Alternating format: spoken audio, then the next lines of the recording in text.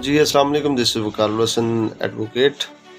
دوستو آج کی اس ویڈیو میں میں آپ کو بتاؤں گا کہ 499F چیک جو ڈس آنر کی سیکشن ہے اس پہ جو پرچہ ہوتا ہے، تو اس حوالے سے سپریم کورٹ کا بہت اہم جو فیصلہ ہے وہ آیا ہے پری اریسٹ بیل کے حوالے سے۔ جب پرچہ ہوتا ہے تو ملزم اپنا موقف چیک چوری کا سامنے لے آتا ہے۔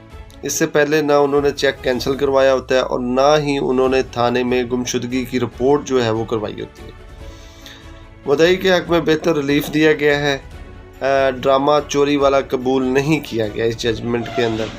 چوری شدہ چیک 80 لاکھ کا چیک ملزم نے قبل از گرفتاری کی درخواست کی زیر اعتراض چیک چوری کیا گیا تھا اور FIR اس کے بھائی نے درج کروائی تھی۔ ضمانت جو قبل از گرفتاری ہے وہ خارج کی گئی ہے۔